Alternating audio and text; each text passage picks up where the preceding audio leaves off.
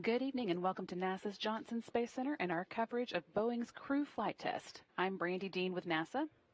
And I'm Lauren Brennicke with Boeing. Starliner safely departed the International Space Station and is on its way back to Earth. Starliner is making its return autonomously tonight without NASA astronauts Butch, Wilmore, and Suni Williams after a decision to return without crew was made during a flight test readiness review last week. But the team here in Mission Control will be watching over Starliner over the course of the next hour and a half as the spacecraft fires its engines to drop back into Earth's atmosphere and make its way down for a landing in New Mexico at about 11 p.m. Central or midnight Eastern. The team here is led tonight by Flight Director Rick Henfling with weather assistance from Flight Director Mike Lammers. Henfling is just under 7 minutes away from polling the flight controllers here in the room on their readiness for Starliner to perform its deorbit burn at Starliner's landing zone. Teams in Florida, Houston, and New Mexico have been monitoring the spacecraft famously undocked from the International Space Station at 5:04 p.m. time while flying 260 miles over central China. NASA astronauts Butch, Wilmore, and Suni Williams National Space Station in June as part of NASA's Boeing crew flight test lifted off a United Launch Alliance Atlas V rocket from Complex 31 at Cape Canaveral Space Force Station in Florida. That was 5th. They arrived at the International Space Station on June 6th. During that June 6th rendezvous, NASA and Boeing identified helium leaks and experienced issues with the Starliner's reaction control thrusters as the spacecraft approached the space station. Since then, engineering teams have completed a significant amount of work collecting and reviewing data, conducting flight and ground testing, hosting independent reviews with agency propulsion experts, and developing various return contingency plans. Uncertainty and lack of expert concurrence did not meet the agency's safety and performance requirements for human spaceflight, thus prompting NASA's decision to return Boeing Starliner spacecraft to Earth without the astronauts, Butch, Wilmore, and Suni Williams aboard. The uncrewed return allows NASA to continue gathering test data on Starliner during its upcoming flight home, while also not accepting additional risk for the crew. Wilmore and Williams, meanwhile, have formally joined the Expedition 71-72 crew and are going to remain at the space station conducting science experiments and helping with maintenance through February 2025. They're going to fly home aboard a Dragon spacecraft with 2 other crew members assigned to the agency's SpaceX Crew-9 mission. That is NASA astronauts Nick Hague and Roscosmos cosmonaut Alexander Gorbanov. On Thursday afternoon, the hatches were closed between Starliner and the International Space Station. And earlier today at 5:04 p.m. Central, the docking hooks released Starliner, allowing it to separate and begin moving away from the space station and into place for its journey home. You can see that video from earlier today playing here.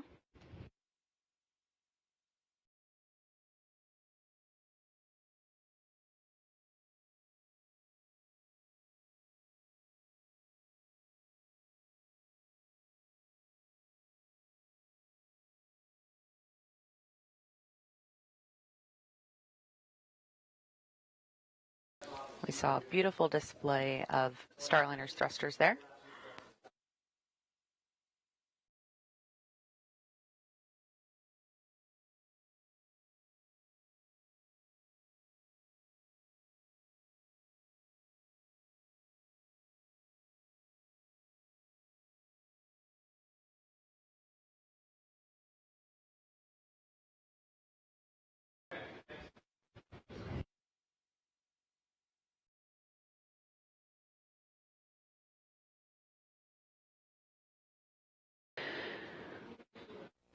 Butch Wilmore and Suni Williams also had some words to say for the teams here on the ground as Starliner was making its way away from the space station.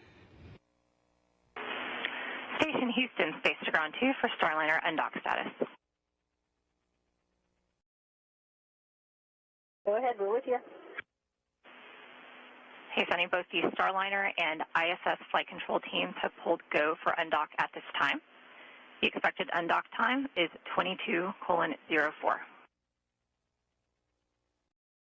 Okay, copy, 22:04. Hey, we're just looking at the flight control roster, and wow, it is the all-star team. You guys, it is the time to bring Calypso home. You have got this. We have your backs, and you've got this. Bring her back to Earth. Good luck. Suni and Butch, this is Chloe. Just on behalf of the entire MO team, I know the other flight control teams around the building, we thank you for your endless support over the years. We've enjoyed every training event and every meeting. We remember every setback and every revelation with you. The teams on the ground have worked countless hours over the last few weeks, months, and for a group of us, years to bring Calypso back, and we're ready to do that today. We wish you the best of luck in your increment, and Suni, I will make sure the right people have your coming home song ready to play on Space Dragon when it's time for you guys to come home. Good luck and thank you. Wonderful comments, Flight. We appreciate that, and we agree. Many years of great enjoyment, simming together, playing together, and being involved with each other's lives, and it's been special. Bring it home. Copy. Thank you and have a good evening. That again was a conversation recorded earlier today between astronauts Suni Williams and Butch Wilmore talking with the Starliner flight director at the time of undocking, Chloe Mehring. Since that undocking, when Starliner and the space station were flying 260 miles above central China, Starliner has been steadily increasing the distance between it and the space station, ensuring that it will be able to get into space and to place to perform a 10:17 p.m. central deorbit burn. Now in about 20 minutes. While it has been moving away, the flight controllers here on the ground took the opportunity to perform a few tests of Starliner's thrusters. During the test, the crew module's 12 small reaction control system thrusters, one of the jets, didn't fire when commanded. The reaction control system thrusters on the crew module are used to steer Starliner as it makes its way back down to Earth after the service module has been jettisoned. Because those 12 jets are divided into two redundant strings of 6, Starliner only uses one string during normal operations. So although this means a slight loss of redundancy, it shouldn't keep Starliner from getting through reentry and landing as expected. Yeah, and Starliner has plenty of redundancy with this part of the prop system on the capsule, so no impact to the deorbit burn or reentry, and it's not required for flight rules. The team also tested 10 of the 28 reaction control system jets in the service module after undocking, and they all performed as expected. And here on the ground, the team just gave their go officially to Rick Henfling, today's flight director, meaning that tonight's landing of Starliner is on. That, again, is scheduled to happen, touchdown at 11 p.m. Central Time or midnight Eastern Time.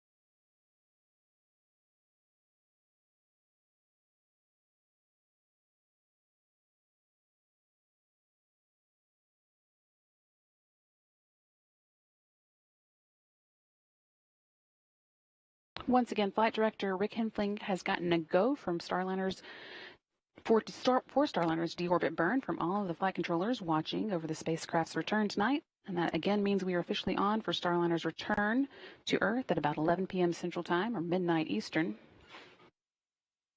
The deorbit burn at 10:17 p.m. Central Time is now just 17 minutes away. That'll be a 59-second firing of 4 of Starliner's orbital maneuvering and attitude control thrusters on Starliner's service module.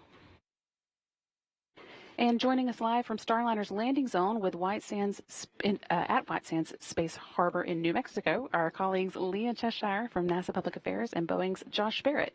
Leah and Josh, how is it going out there? Thanks, Brandy. It is going well out here. We are out here in White Sands. The weather right now is about 75 degrees and very light winds, approximately 6 miles per hour. This looks like potentially a picture from earlier today. It is quite dark out here at this point. We have a beautiful view of the stars, and we are lined up in the convoy getting ready to roll. That's right, Leah. So I've been out here for both of Starliner's previous landings. The first one was very cold. The second one was quite warm, and this one feels just about right.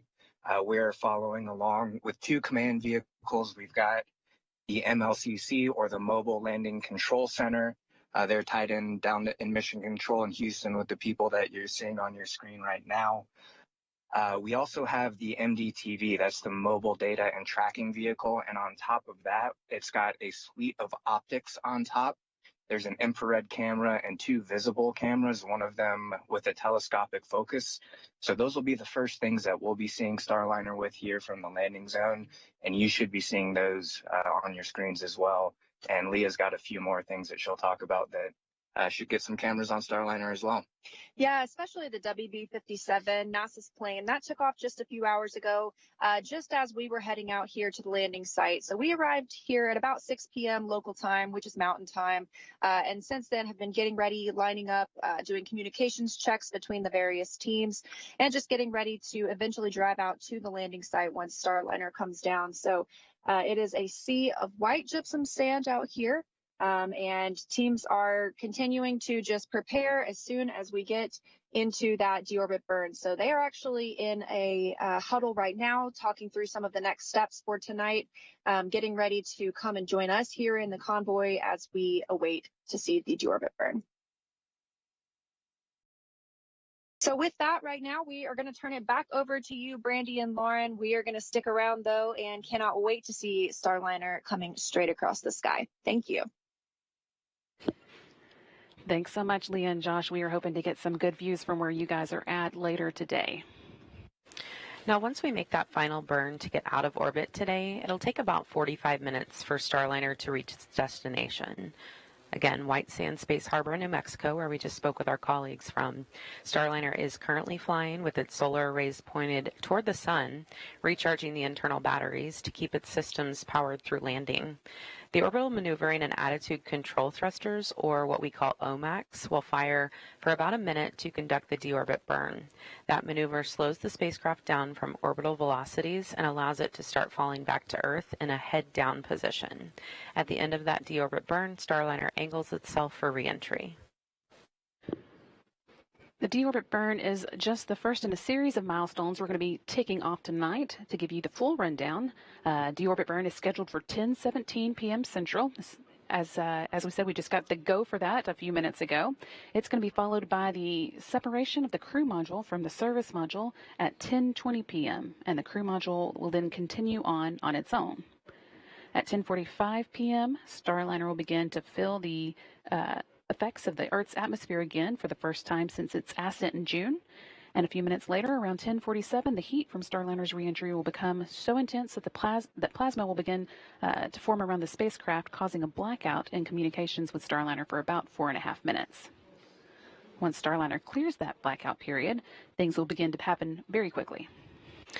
Yeah, so then up next at 10:56, when Starliner is about 4.3 miles above Earth, the spacecraft will be done with the forward heat shield that is at the top of the capsule that helped protect it through reentry, and it will jettison it to make way for the parachutes that are stored underneath.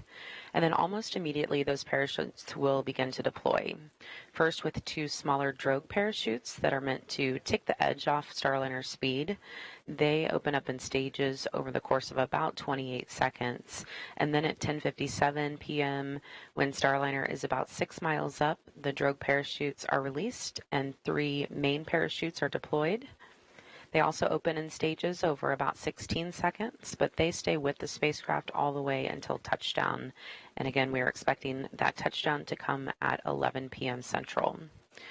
Just before the touchdown, however, at 10:58 p.m., Starliner also sheds its base heat shield at the bottom of the capsule to make way for the inflation of 6 landing airbags hidden underneath it, and those will cushion the vehicle as it lands in New Mexico's desert.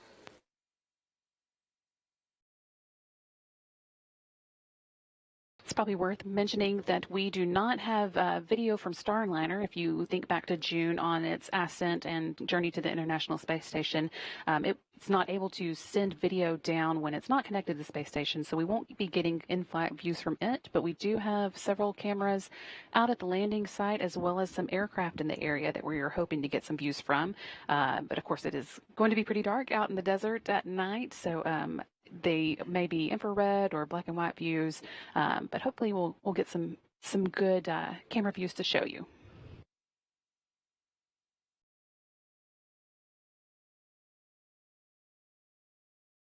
And we're taking a live look now from the landing site, but the shot is quite dark at the moment. You can see just a few lights blinking there. Hopefully, as we get closer to the ground, as Starliner gets closer down, we will have some better shots.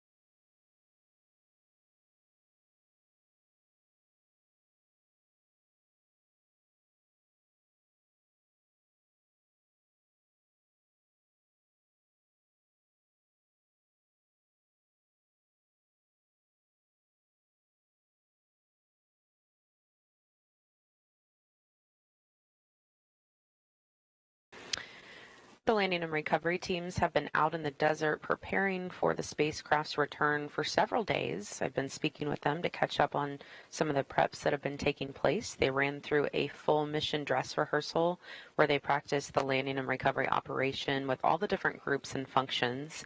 And they've also been keeping a close eye on the wind direction to establish the best recovery zone out at White Sands. They've even sent up some weather balloons to check the wind speeds.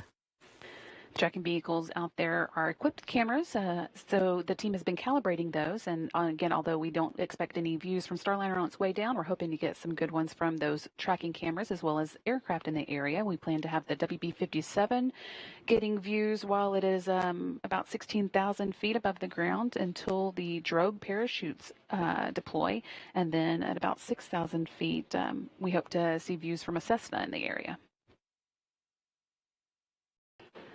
And this is actually a current view of the Cessna as it makes its way out to the landing site, White Sands Space Harbor in New Mexico.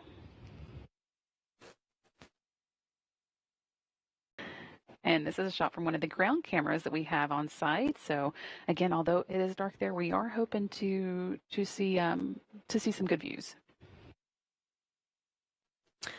And in the last few hours, the teams there on the ground have been at the holding area, loading up their vehicles, doing last-minute checks, making sure all the equipment is ready to go, and then shortly they'll begin moving into place to watch Starliner make its final approach. And then once Starliner lands, teams will move closer in a very strategic way. They will first stop at about the 500-foot mark away from the spacecraft, and then they'll move in closer to the 150-foot mark while ground teams safe the vehicle. That first team on site with Starliner will be what we call the Gold Team. They start recovery operations by performing what's called a sniff test, where they use sensors to check for hydrazine, one of the propellants that Starliner uses. They'll be wearing protective gear known as hazmat suits to prevent exposure to hypergolic propellants. Hydrazine is used as a propellant, and if it turns into a vapor, it can be toxic. After the sniff test, they will notify the rest of the convoy when it's safe to approach, and then they're going to check the winds, make sure the entire landing and recovery team is staged uprange from the direction the wind is blowing for added protection. Now, everyone out there is part of a different color team, and they wear a vest with that color, so it's very obvious who does what. So the next step is the silver team, and their first job is to ground the spacecraft. Starliner will be powered down, but there could be some residual electricity. So before anyone can touch it, they will ground it and discharge it.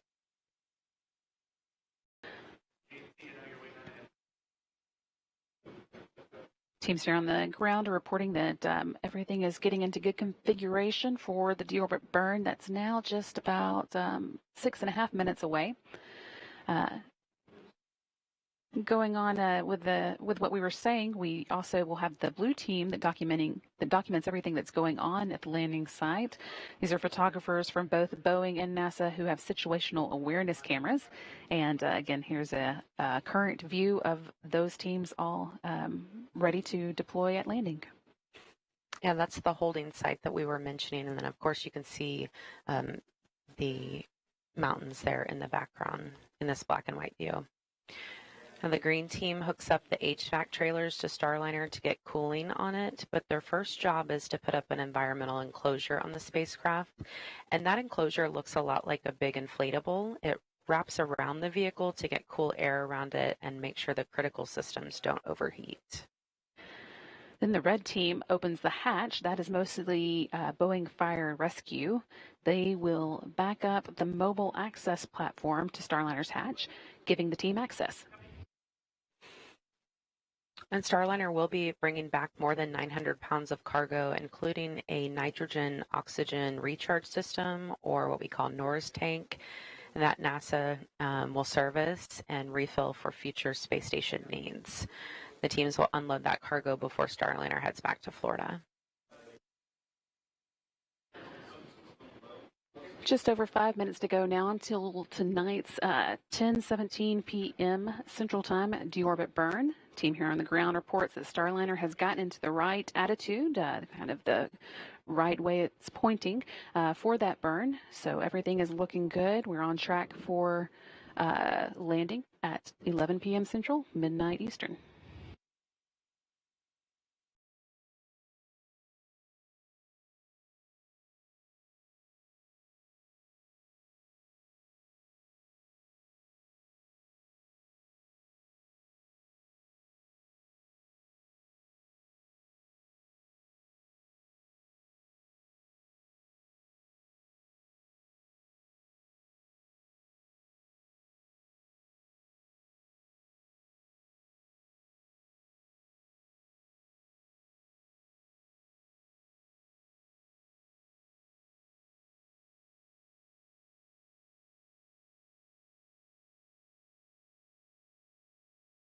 With just a couple minutes or 4 minutes left to go until the deorbit burn, we're going to check in once again with the landing team and Leah Cheshire and Josh Barrett. Thanks, Brandy. Yeah, we are out here just waiting in the convoy area. Now, most of the team is taking part in a safety briefing right now as we prepare to watch the deorbit burn and the reentry and then move in toward the spacecraft. Like you mentioned, it's really dark out here. Josh and I were just able to take in the really beautiful sight of the Milky Way. It's so dark. So once the capsule starts to re-enter the Earth's atmosphere, we expect to have a pretty good view of the streak as that plasma builds up around the capsule itself. That's right. We should be seeing it come just over the southwest horizon, right through the saddle of kind of the mountains that are just overlooking the mountain range here. And remembering back to OFT1, kind of the view that we should be having here is that we'll hear the sonic booms as well after we see kind of that plasma envelope. And then pretty quickly afterward, it is pretty remarkable how quickly it does end up over our heads. We'll see the flashes from the mortars, which deploy those forward heat shield parachutes, which take the forward heat shield off. Then we start hearing those mortars, and then the parachutes start to deploy. And then it's kind of slow motion from there as it drifts down. And we're seeing a lot of movement as teams have just completed that safety briefing here. So they're now all walking to join us at the convoy. So it looks like we are just a few minutes away from the deorbit burn, and the show is really getting on the road soon. So with that, we're going to turn it back over to you in Houston. We are Just over 2 minutes away from the deorbit burn. At this point, Starliner has moved well away from the International Space Station and quite a few kilometers ahead of it as well. We had a number of smaller burns to ensure that Starliner was at a safe distance away from the space station before it performs the deorbit burn that will bring it out of orbit and on its journey back to Earth. And Flight Director Rick Henfling and his team expect Starliner's orbital maneuvering attitude control thrusters, also called OMACs, to fire around 10:17 Central Time, pushing the spacecraft out of its orbital flight path and onto its journey home. This deorbit burn will set us up for a touchdown time of about 11 p.m. Central or 10 p.m. Mountain Daylight Time out there in White Sands, New Mexico. Once it's there, control teams in Houston will begin powering off Starliner's radiators and solar arrays as the spacecraft now has enough power to get home, and sublimators will be taking over cooling. They use water to cool the cabin. Starliner is also, as we said, now in the correct attitude for performing the deorbit burn, and at this point, the service module and crew capsule are still attached to each other. 4 of the service module's 12 aft-facing orbital maneuvering and attitude control engines are going to be powering the deorbit burn, allowing them to separate safely. And those engines are each 1,500-pound thrusters, meaning this burn will take about 6,000 pounds of thrust, slowing Starliner from its current orbital velocity and bringing it back to Earth's atmosphere for a smooth landing. The small reaction control system, or RCS thrusters, assist here in holding Starliner in the correct attitude. During this test flight, our teams ran roughly 1 million computer model simulations showing all the different thruster combinations possible for a safe return to Earth today. Just 20 seconds now until the burn starts. It'll last 59 seconds. And again, you be firing those orbital maneuvering and attitude control thrusters.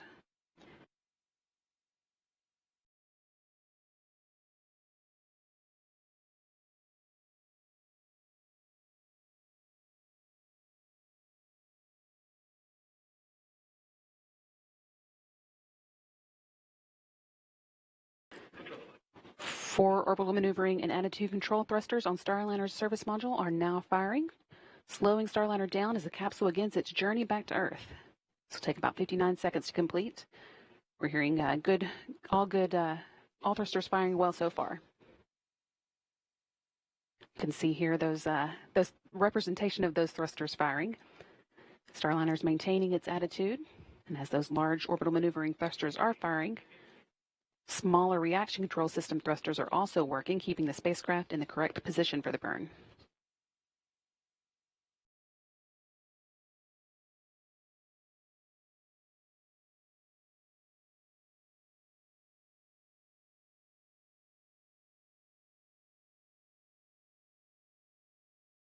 Still looking good.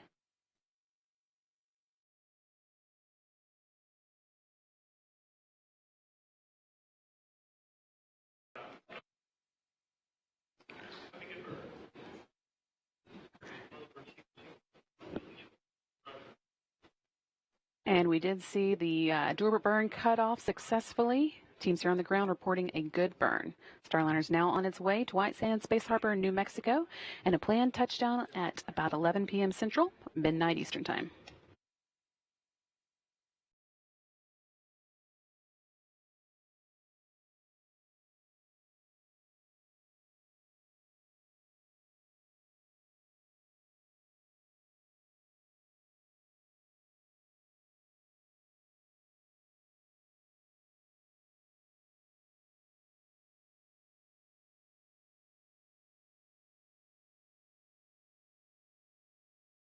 Next up on the to-do list for tonight is the separation of the service module. With the service module's job done, it'll be disposed of over the Pacific Ocean, leaving the uncrewed crew module to carry on alone. In addition to all its other jobs, the service module has spent the flight protecting the crew module's heat shield. Jettisoning it uncovers that critical piece of equipment, allowing it to shelter the spacecraft as it begins traveling back through the Earth's atmosphere.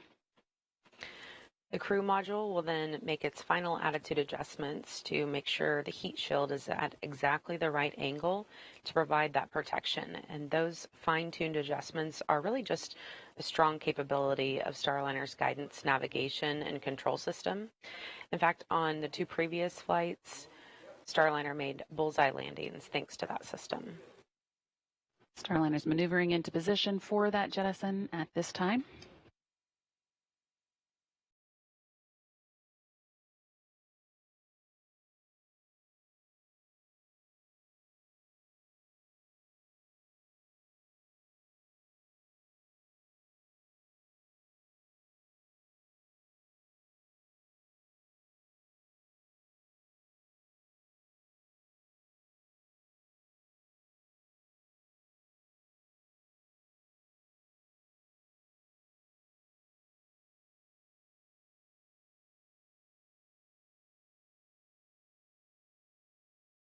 Team here on the ground reporting that Starliner's in a good attitude, pointing the right direction for the service module separation.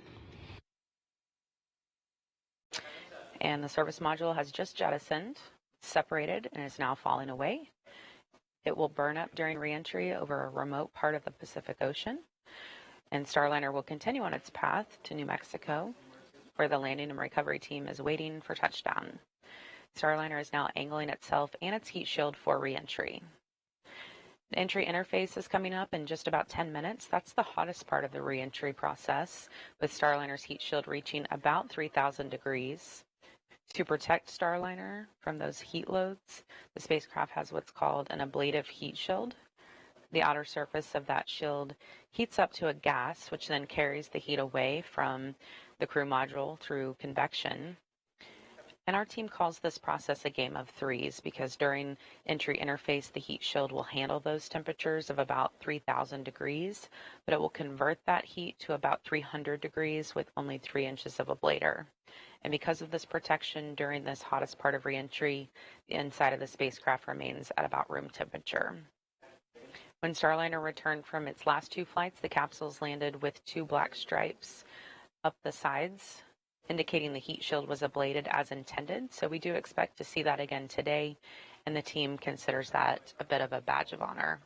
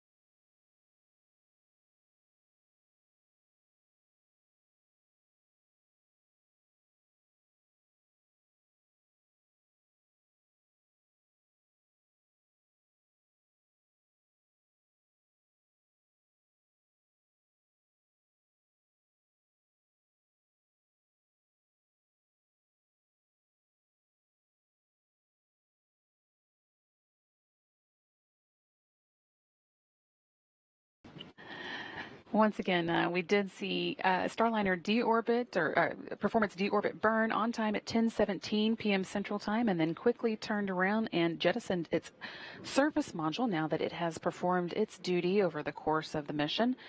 We are still about 20 minutes away from entry interface, but things will start to happen quickly after that. About 4 minutes after we go into the entry interface, the heat from Starliner's re-entry will become so intense that the plasma will begin to form around the spacecraft, causing a blackout in communications with Starliner for about 4.5 minutes. And after that, we'll see Starliner jettison its forward heat shield that's been protecting the parachutes during re-entry. Then, when Starliner is around 30,000 feet above the ground, the spacecraft's parachute sequence will begin. Two drogue parachutes will start slowing Starliner down, and then they'll detach, and 3 main parachutes will deploy and inflate. At about 3,000 feet off the ground, the base heat shield jettisons, exposing the airbags, and then at touchdown, those airbags absorb the initial force of landing, cushioning the spacecraft for a soft, safe return to Earth.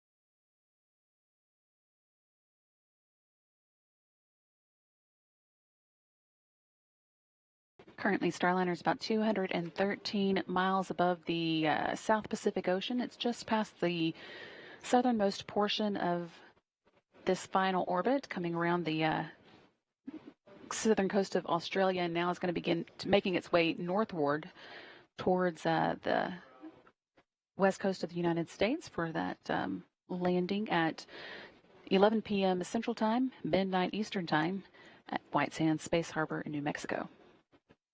Again, we've had the deorbit burn that took place just as planned at 10:17, a 59-second burn that changed the Starliner speed by about 290 miles per hour, 130 meters per second. That made way for the service module separation, and the next milestone we'll be watching for is the entry interface coming up around 10:45. Still about 10 minutes away.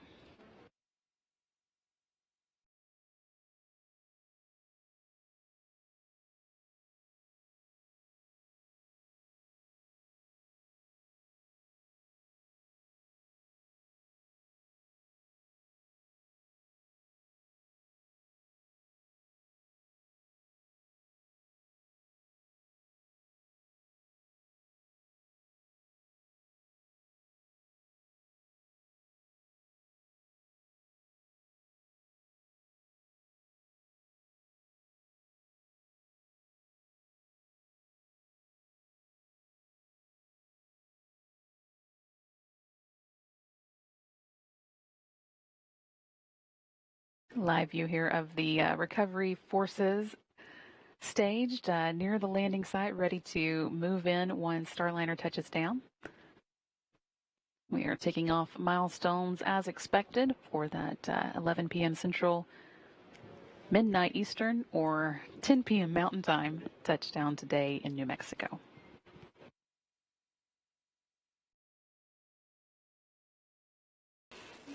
Again, Starliner performed its deorbit burn about 12 minutes ago. The thrusters performed nominally, and the flight home is going smooth.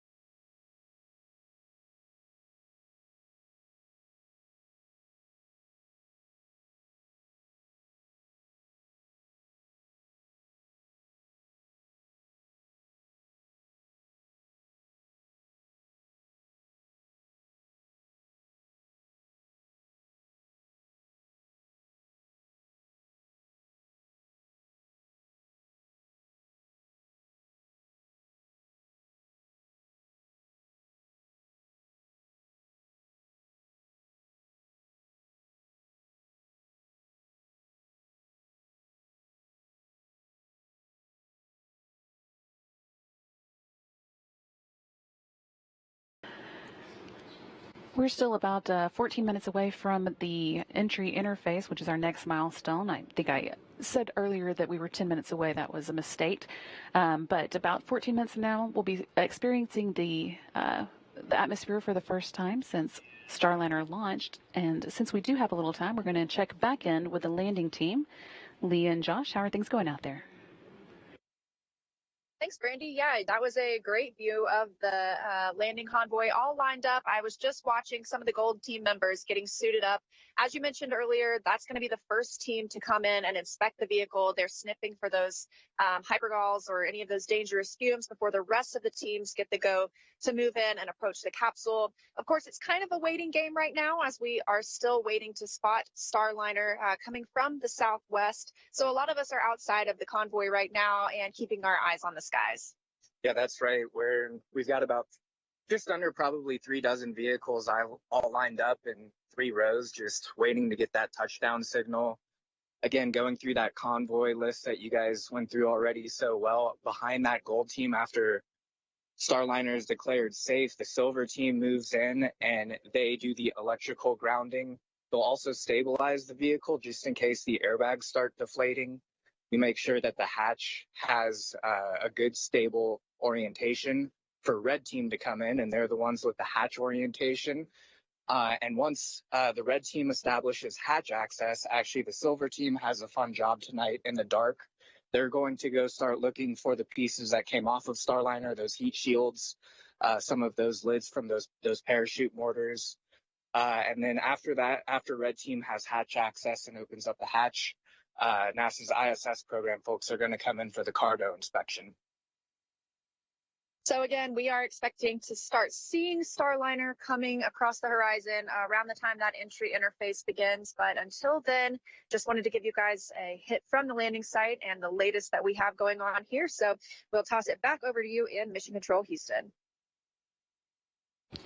Thanks so much, Leah and Josh. We are watching for that entry interface as well. We're now about 12 minutes away.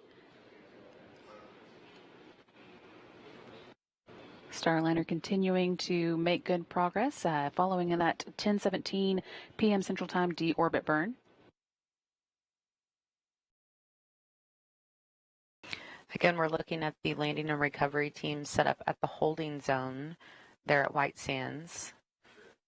Josh and Leah are embedded with that convoy, and they will make a very strategic move toward the spacecraft after touchdown, first stopping at about the 500-foot mark, and then they'll get the go to move forward to the 150-foot mark, and then once the vehicle is considered safe, they will move in.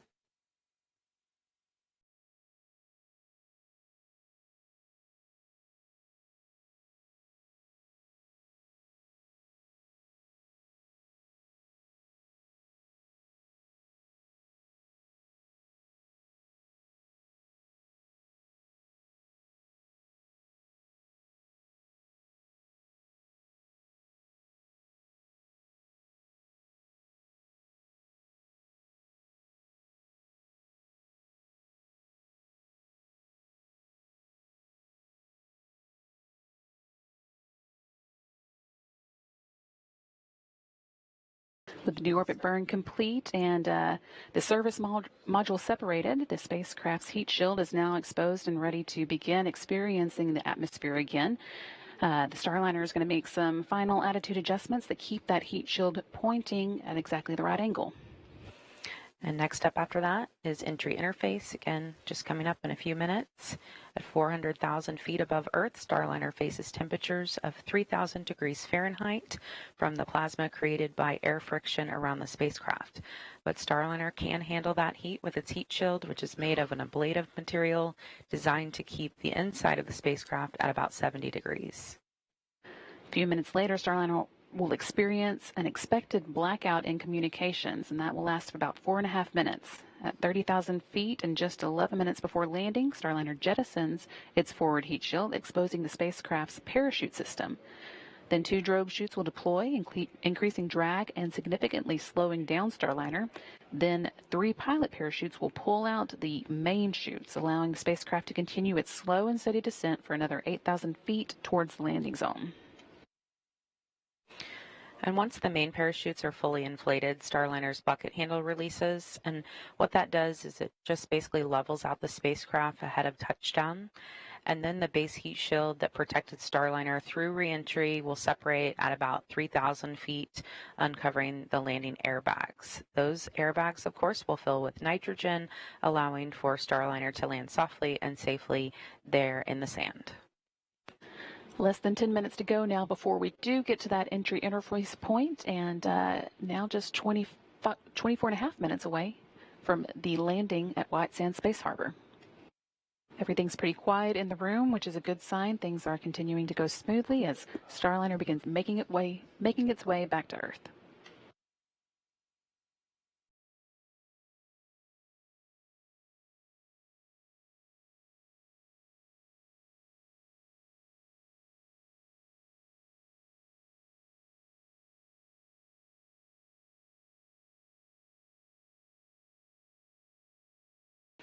You're taking a look there at Flight Directors Rick Henfling on the left, speaking with Mike Lammers on the right. Rick is the flight director for this landing operation. Mike is weather flight director. They are tag teaming this operation. Team has been keeping a close eye on weather at the landing site, but everything looks pretty good for tonight's touchdown. Yeah, about 79 degrees Fahrenheit out there. They reported 10 miles of visibility. The winds are within the limits, so we are looking good for a touchdown. Coming up right about 11 o'clock p.m. Central Time.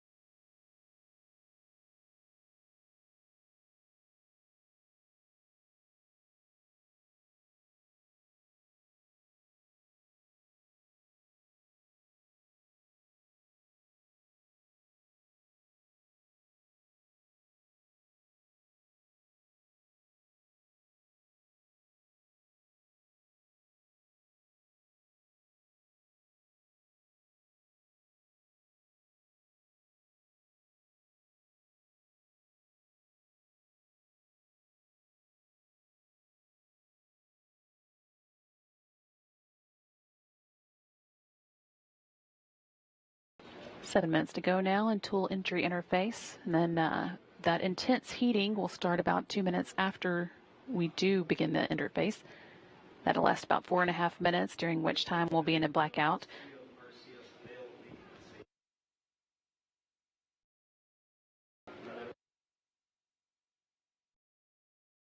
Starliner is currently about 130 miles, 149 miles rather, above the Pacific Ocean, heading northward towards the western coast of the United States, and it's touchdown in New Mexico.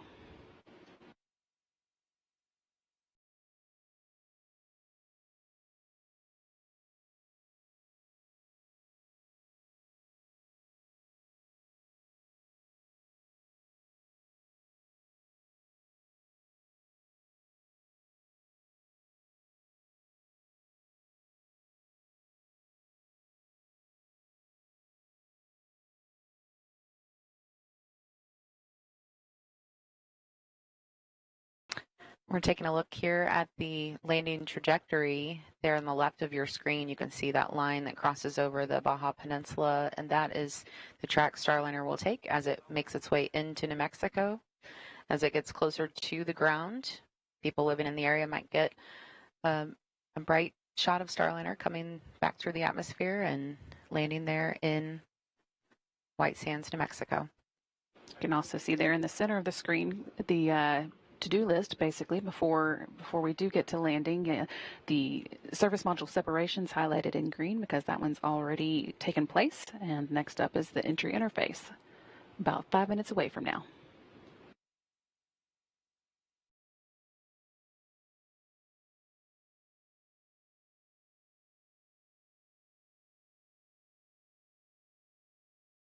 And flight controllers here in the room are reporting good attitude for that entry interface, coming up again in just under 5 minutes.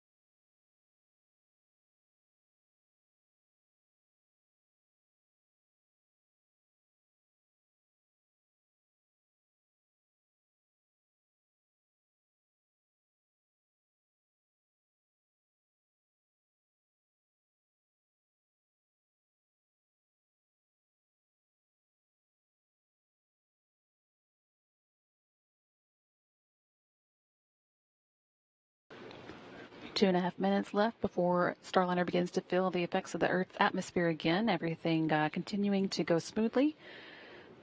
Flight controllers here in the room are quiet as they're working through their steps, but all going well so far. Starliner is in position to begin experiencing that heat from reentry. Now less than 100 miles above the Earth and heading towards the Baja Peninsula. We'll be flying over that before landing in New Mexico. Just 17 minutes to go until landing.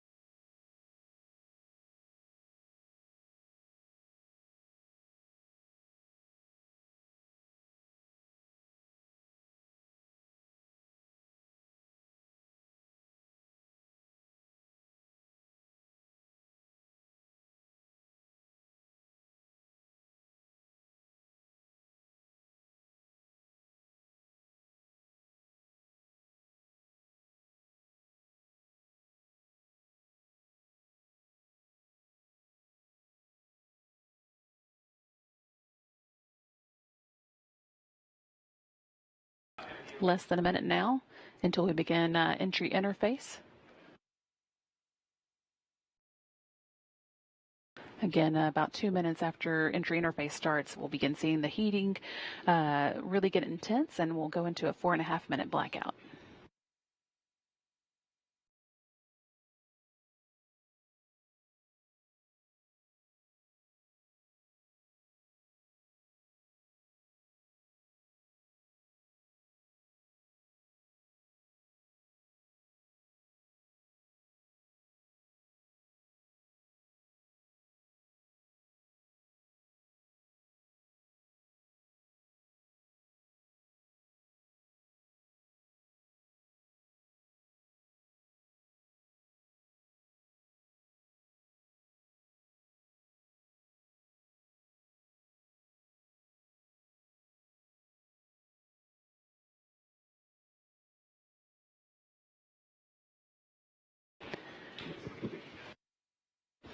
Team here in the ground reporting entry interface has begun. They're seeing good range.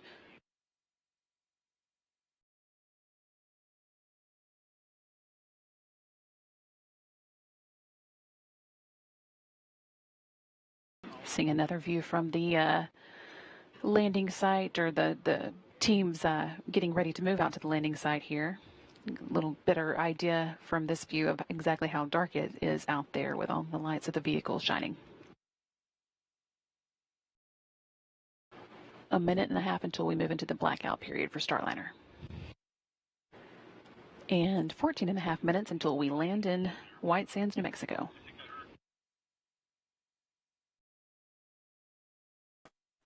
The Starliner enters Earth's atmosphere at 17 times the speed of sound, which could create a sonic boom for folks living in the area. It will then be slowed down by parachutes to a speed very similar to what you might experience while going down an elevator inside a high-rise building. The vehicle then comes to a safe, comfortable stop at landing.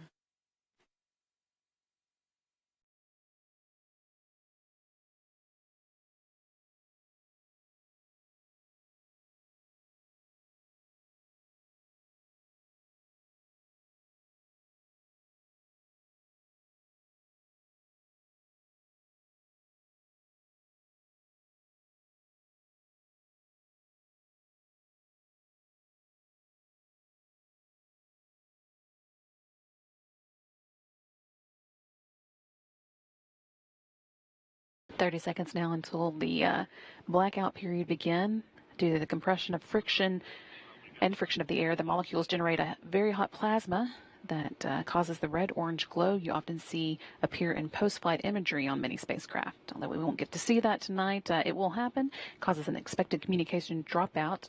This one will last 4.5 minutes as the vehicle goes through a time when plasma interferes with the satellite signal. We expect that blackout to end around 10:52 p.m. Central. Well, this is also the time that I mentioned earlier where a Starliner in the past 2 flights has gotten that black mark along the sides of it, and that just really proves to our team that the ablative heat shield or the ablative material around Starliner is doing its job, and the heat shield is pushing that plasma away.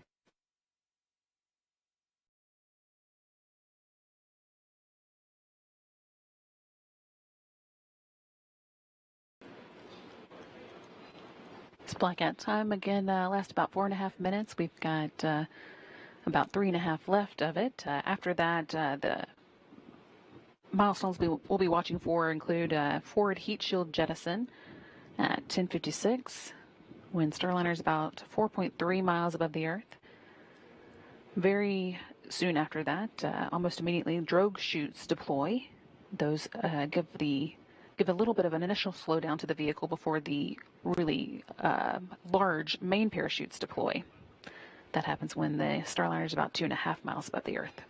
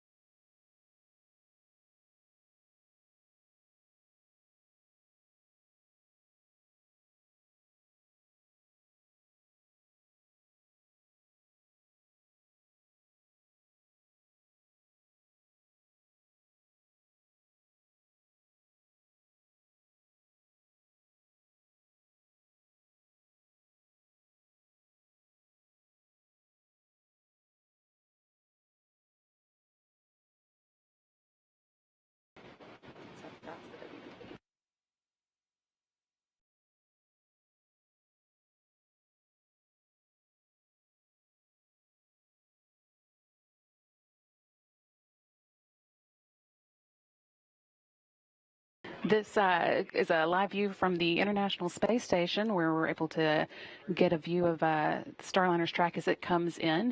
We are now less than 10 minutes away from landing at the White Sands Space Harbor, scheduled for 11 p.m. Central. Also getting reports that the WB-57 is also able to see Starliner now as it begins coming in for its landing. We've still got just about a minute left to go before Starliner comes out of its blackout period.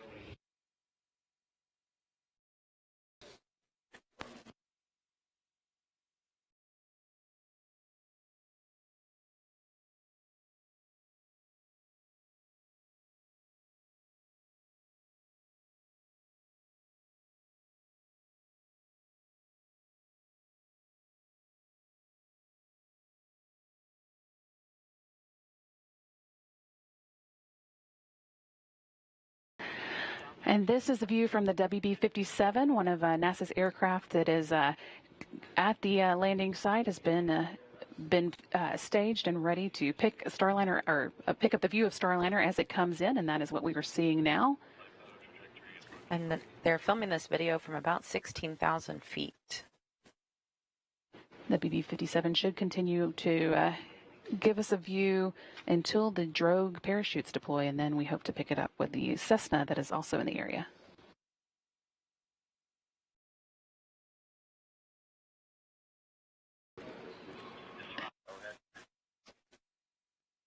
And flight controllers here in the room are reporting that we are out of that blackout period and everything is looking good. Starliner remaining nominal as she returns to Earth.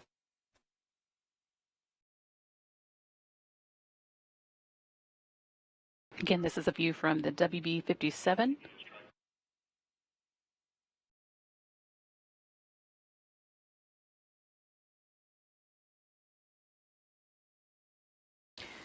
Starliner showing a beautiful streak across the sky as she returns to White Sands, New Mexico.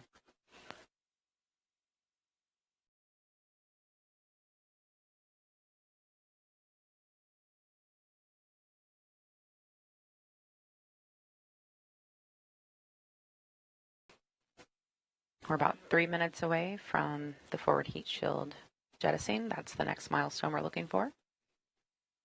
Starliner is currently about 27 miles above the Earth, and the team at White Sands reporting that they have seen it. We got a tally hole from them reported remotely.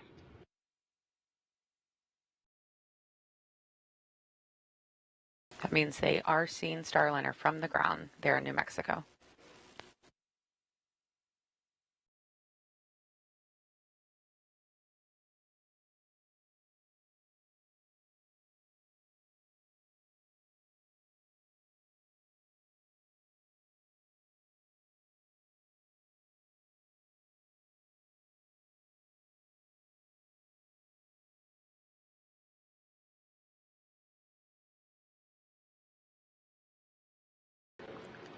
This view is coming from the Cessna that's also in the area, picking up Starliner now from its lower altitude, about 6,000 feet above, whereas the WB-57 is about 16,000 feet up. We are now just 6 minutes and 22 seconds away from landing. We should also just be a couple minutes away from the forward heat shield jettison, which will bring on the drogue parachute deploy, followed by the main parachutes.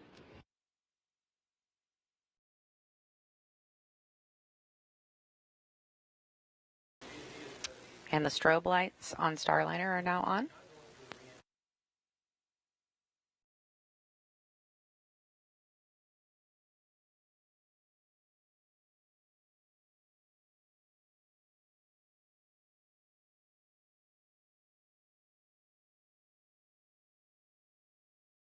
Starliner is now over the landing site, and that strobe light will help the teams actually track Starliner on the ground because it is very dark out there. Now about 12 miles above the landing site and just 5 minutes away from landing.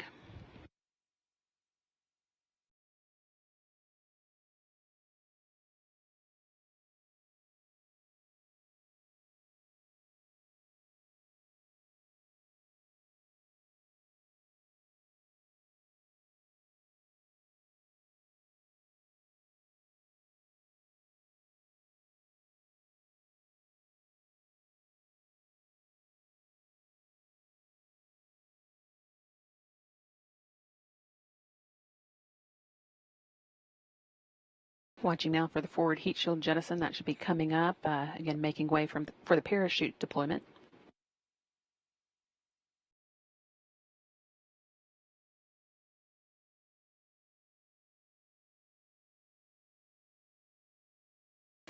All right, and that action you're seeing on your screen, forward heat shield and drogues out. Really interesting view of this coming down from the WB-57. See those two drogue parachutes now deployed. They slow the vehicle down initially until it gets to a safe speed for the enormous main parachutes to follow.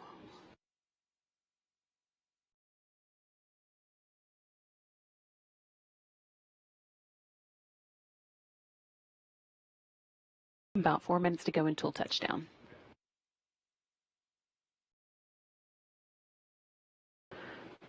Now back to a view from the Cessna aircraft in the vicinity of the landing site. Again, this is a view from a little lower than the WB-57 we were seeing.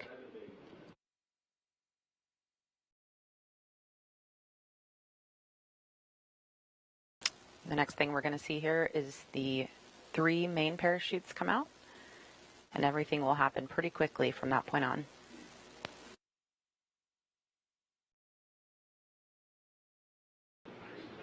After those mains are out, we'll see the bottom heat shield that has been protecting Starliner through its journey through the atmosphere come off. That makes way for the landing airbags to deploy.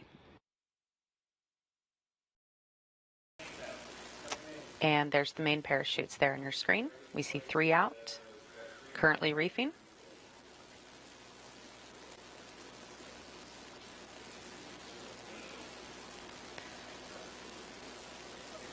And the teams at the landing recovery teams report that they heard the booms as those came out. 3 good mains fully open there. You can see Starliner in a slight tilt, so we're going to see the rotation handle move here shortly, and it will level out Starliner. But 3 good parachutes, looking great. Just a little over 2 minutes until the expected landing time, and we heard the rotational handle has been released, so you can see that tilt evened out. Next up is the back heat shield jettison.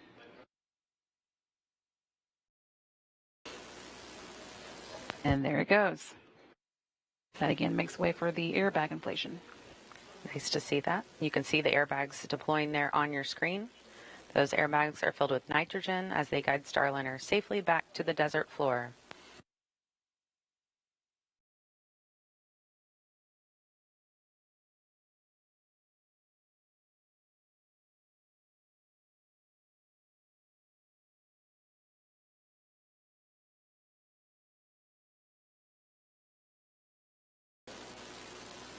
Just a beautiful sight as Starliner makes its way to the sands of New Mexico. And flight controllers confirming 6 good airbags. This view still coming to us from the Cessna. We've got just about a minute left to go until the expected touchdown. I'll be watching for that time for you.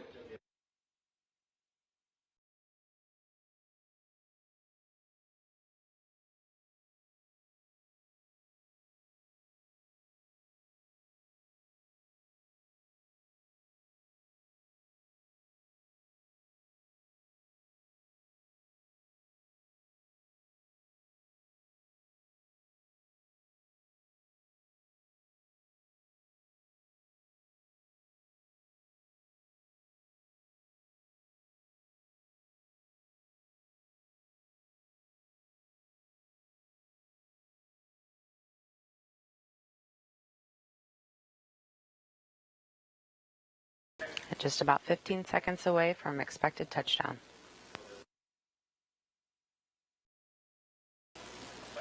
You're seeing the ground there in your screen as we get closer.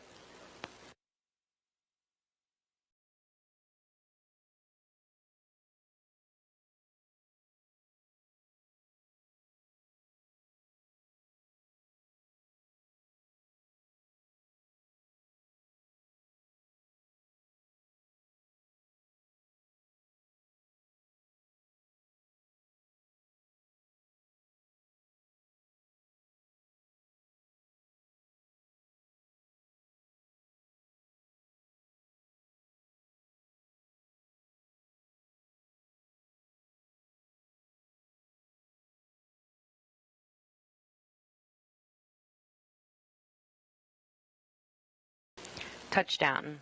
Starliner is back on Earth. That landing coming at 11:01 and 35 seconds Central Time, 10:01 and 31 seconds Mountain Time at White Sands Space Harbor at the U.S. Army's Missile Range in New Mexico. Our landing and recovery teams will now wait for clearance before making their way to the spacecraft.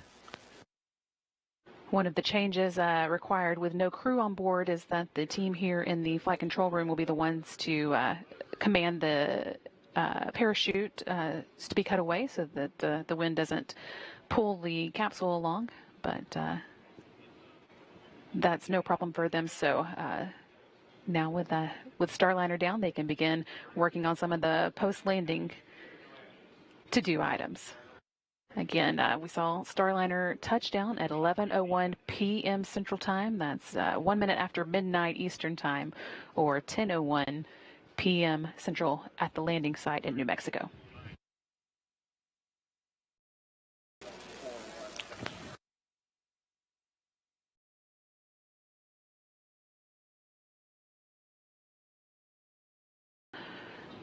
This is a view from the Cessna, still watching the drones slowly make their own way down. Those, of course, are the drogue parachutes that preceded the main parachutes, first slowing Starliner down before the large parachutes opened.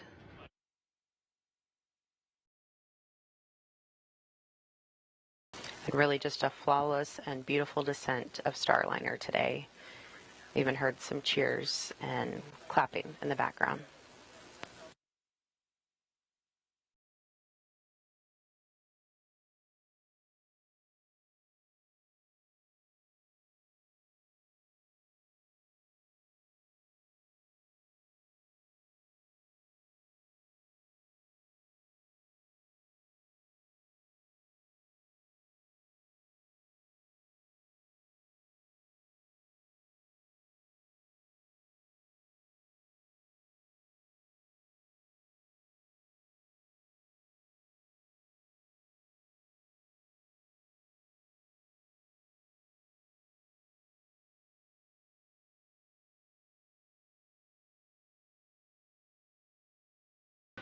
This again is the drogue parachute still making their way to the ground after Starliner has touched down with its main parachutes.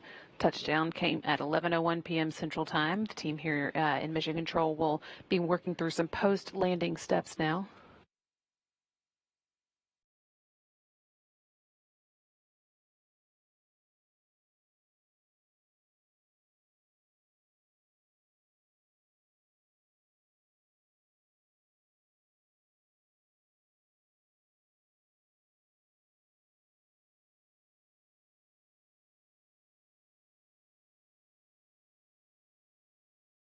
View here of Starliner at its landing site in White Sands at Space Harbor. The landing and recovery teams will soon begin making its way out to them to begin recovering the spacecraft. The team here in Mission Control is polling right now to see if everybody is ready to power off the vehicle. That again is a step that the flight control team has taken over with the lack of crew on board. Once the spacecraft is powered down, they will be transitioning control of the spacecraft over to the landing and recovery team. And it's a little difficult to see in this shot, but there is a strobe light on Starliner that will help the teams follow it out there.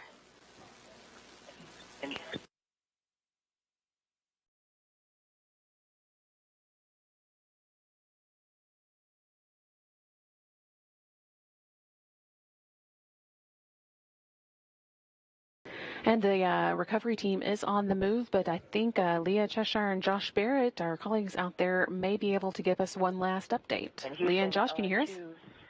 Great landing of Calypso. I don't think there could be a Brady, better hopefully. birthday. Obviously, we did have really a great show. We were able to see the cameras that you were watching too from the WB-57, from the Cessna, from the International Space Station. But Leah, can I interrupt you? Yes. Concur. It's been a really amazing day. We were hearing a bit from Space to Ground there, but I think they've concluded, unfortunately. We'll see if we can get a recording of that for folks listening at home. But Leah, go ahead with your update. Yeah, sorry about that. Couldn't hear that one here. So, but here Suni, comes MCCH here. Rick just wanted to offer that he's got one more hour here. It's his birthday here. Yeah, and that's what counts. Yeah, it was a good landing. It's pretty awesome.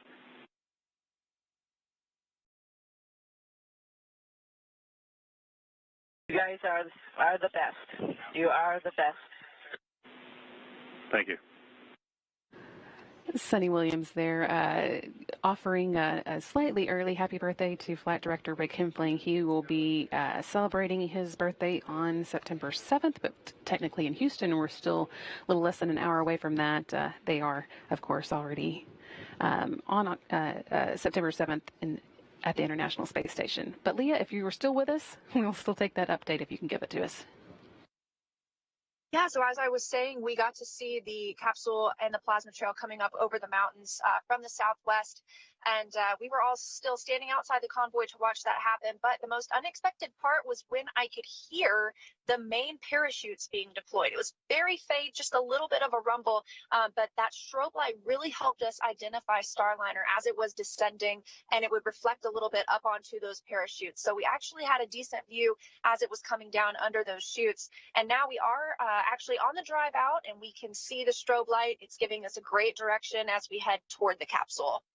Yeah, that's right. We are actually making our way down the former space shuttle runway, literally driving right down the middle of it. Starliner is a little bit towards the southern end, so we see that strobe kind of in the distance there. But we will make our way to the 500-foot mark, where Goal Team will move in and begin their assessments. And then once they declare that proximity operations can begin, the recovery ops will really get underway. And with that, I think we were going to toss it back to you, Brandy and Lauren. If you don't hear it from us again tonight, just wanted to say thanks for letting us be part of the broadcast and give you the perspective of all the hardworking ground teams, both NASA and Boeing, out here at White Sands in New Mexico. So with that, sending it back over to Mission Control Houston. Thanks so much, Josh and Leah. It's great to see Starliner home, and I envy you the up-close view, but we appreciate your updates. I do, too. Starliner has returned safely. Well done to the entire team for completing the mission with a successful undocking, deorbit, and landing. Starliner has once again proven herself a safe ride to and from space. On behalf of the entire Boeing team, welcome home, Calypso. And with that, we will also wrap up our coverage tonight. We would like for you to stay tuned for our 12:30 a.m. post-landing news conference. That is 12:30 a.m. Central Time, so about an hour and a half, a little less than an hour and a half from now, when we'll be giving you final thoughts on the activities of the night. But Starliner is home. Again, the landing came at 11:01 p.m. Central Time. And with that, we will sign off. Thank you so much for following along with us. This is Mission Control Houston.